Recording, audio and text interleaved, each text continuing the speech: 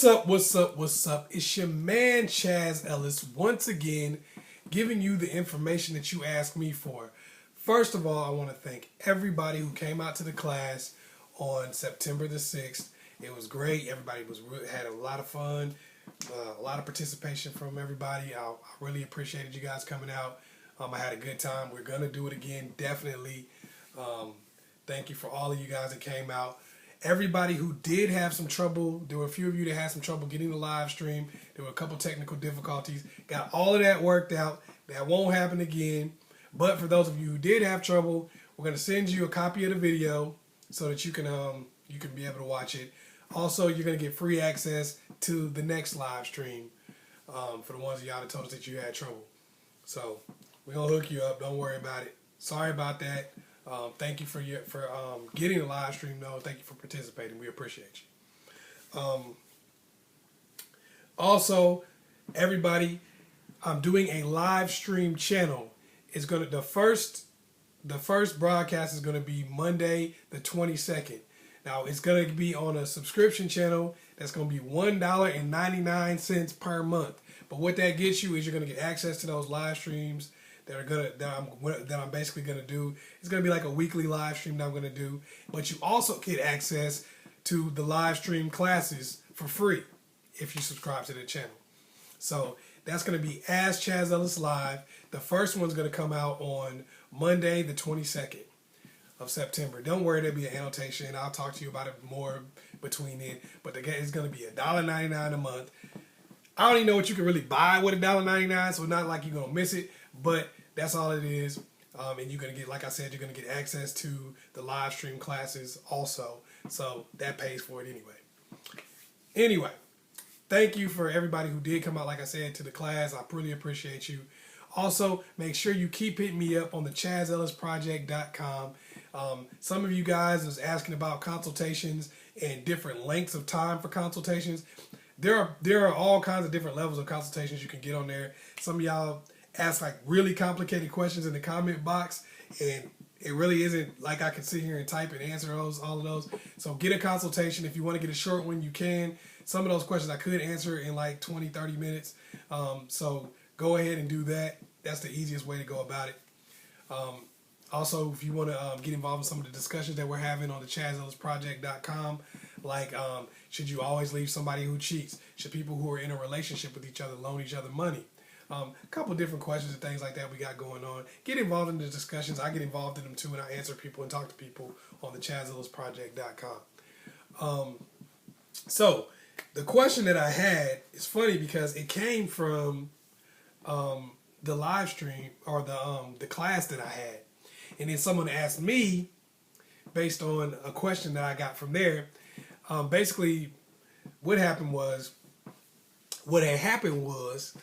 A lady that was in the class said that she had been with a guy for 3 years. They have a child together, and she basically was saying that things are pretty good between them in terms of the fact that he's not cheating on her, he's committed, those kind of things. But she said they just have some arguments over like cleaning and stuff like that. And he said that they're not married yet. And he was telling her that there were some things that she was doing that caused them not to be married. That kind of pissed her off. Like, a lot of people probably get pissed off by that. But she said she was thinking about cheating on the dude. So some of y'all who were in the class probably remember what I'm talking about. Like, yo, I remember that.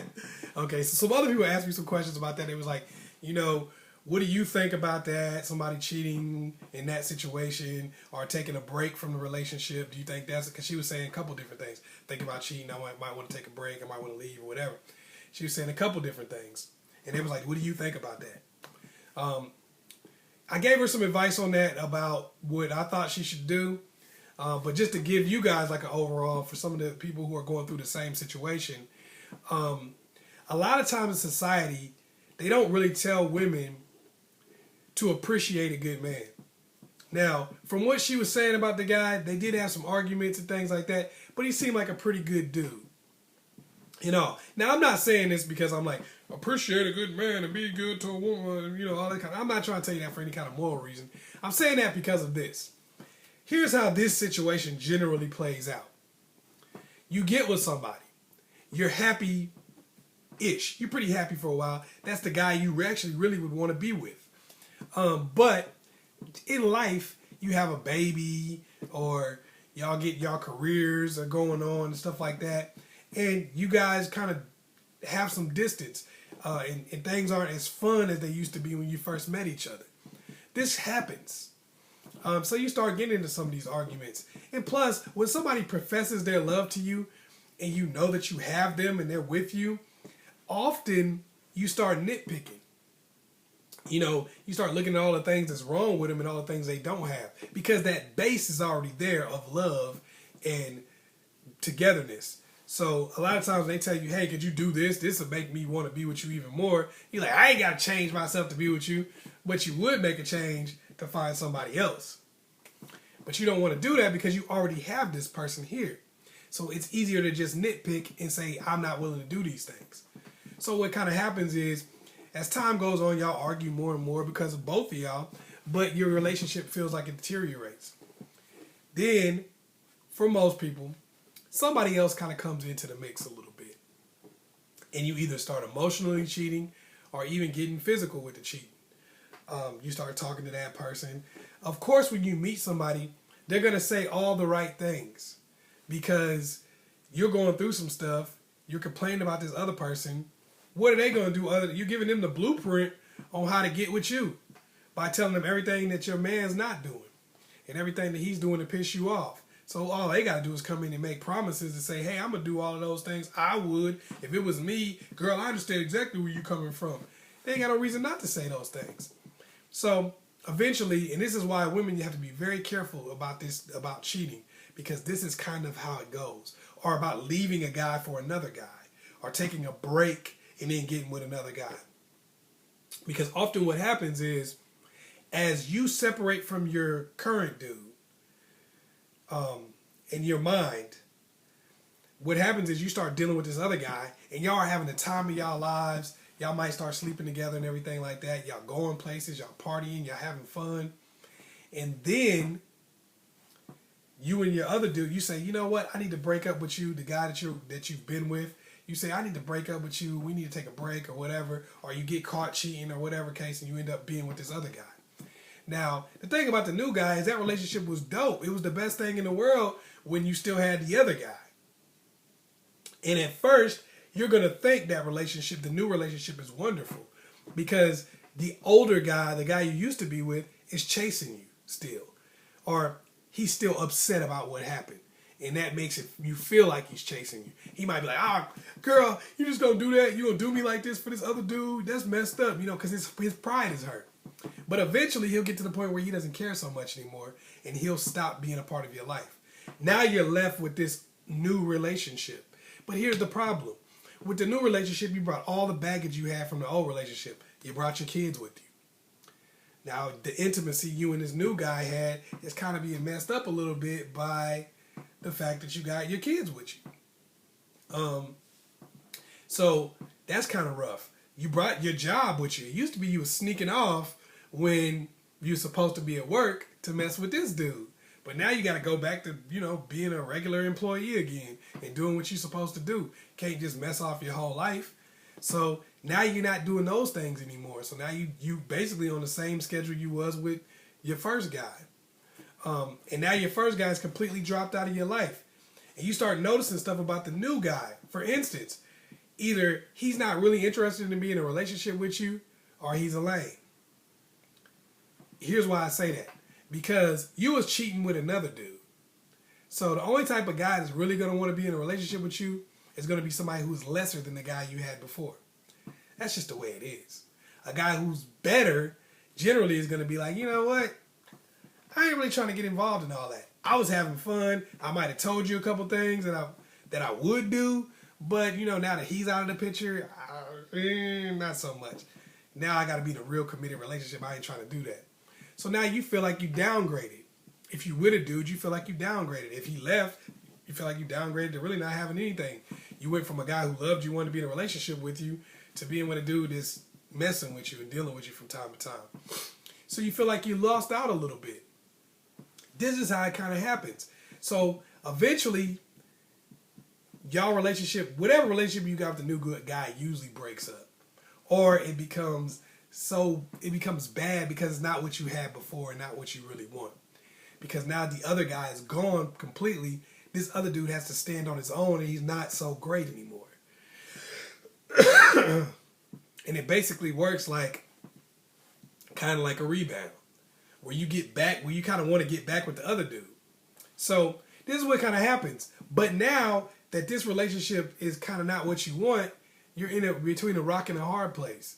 Because you know if you get back with this other guy that you used to be with, you're going to have to start all over again. So if you were mad because he wasn't going to marry you, he damn sure ain't going to marry you if you come back now. You got to start from square one and try to prove that, you know, you're reliable and honest and all those things. You're going to be working in a pit. And so if you try to get back with him, you're probably not going to get married. So you kind of stuck with this guy, or you have to go out there on your own. And when you do, you realize that the world that you left behind is what's still out there. Here's what I mean by that. He was the best dude for you when you went into a relationship with him. Y'all were pretty happy. You know, and life changed some things around. You got all of those same problems that you had before. The same dudes are out there who really ain't trying to commit, really ain't about nothing. It ain't nothing but the same guys out there. But now you bring in whatever baggage you had from this other relationship. Like, now you're older. Say you've been with him 3 to 5 years. You know, maybe you had just got out of college when you met him, and now you're a little bit older. You know, you're bringing that along. You got 2 kids or 3 kids now. You might have a kid, 2 kids, 3 kids, whatever. You're bringing that along. So whatever you were before, you've changed. That's changed the relationship situations. For every dude you deal with, now you bring kids with you. Now you bring a baby daddy with you. Things have become tougher. So what usually happens is the bitterness and anger starts to set in, because you start thinking, well, I can't really get back with you, and I can't really have a good relationship with any of these other dudes now. This sucks. So a lot of times what happens is when you have a good dude and he's got all the pieces except a couple that may be missing, and you go talking to some other dude that's got a couple of the pieces, you know, like kind of the 80-20 thing, where he's got a couple of the pieces, but, you know, not the rest of the pie, that's what you run into. And you go out into the world thinking that everything, because it's always fun to date when you got a home base and you got somebody you can go back to and say, I love you, and he loves you, and you love him, and all that kind of stuff. And these people are kind of a vacation from your life. But when this becomes your life, being single becomes your life, or being with some dude that was kind of a rebound anyway, or kind of somebody that was just, you know, a helper for your real relationship. When you get into that situation, it ain't so fun anymore. And now you're trying to get back into what you used to have. And when you can't, bitterness starts to set in. And that's when you see a lot of women that walk around, they're so angry and so mad at the other dude, even though he didn't really do anything to them. You're like, why are you so mad at your ex when he didn't really do nothing? Well, they're mad because they made a bad choice, and now they're stuck with it.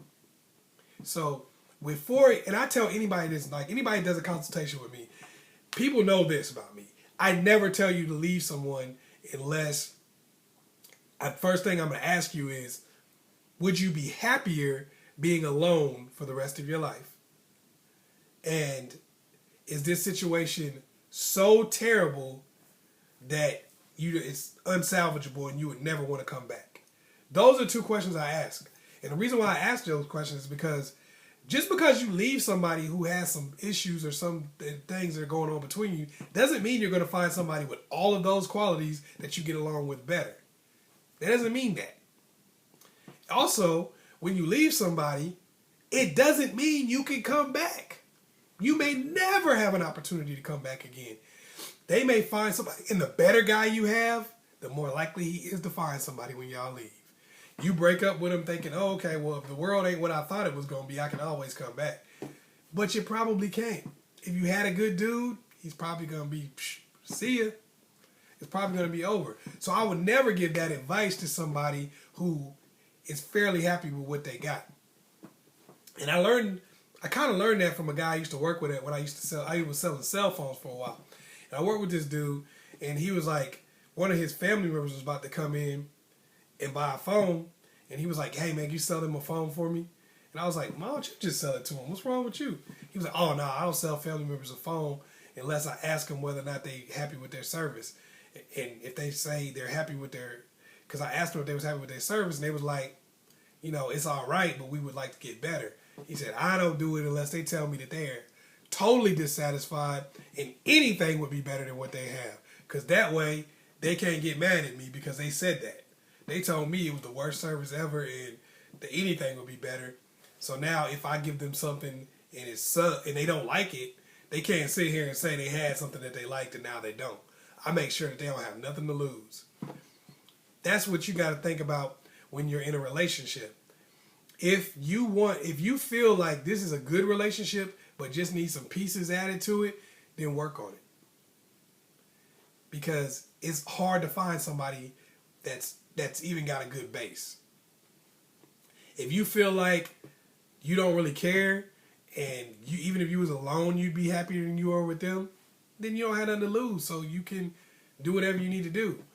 But make sure that you can be by yourself before you leave somebody that things are pretty good with, but just, you know, you having some problems.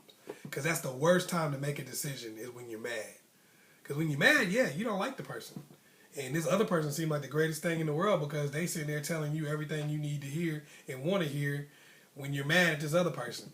But you got to remember, that person's going to leave the picture at some point, and you're going to either be stuck with this person or back out there in the world again, stuck with all of the dudes that's full of crap.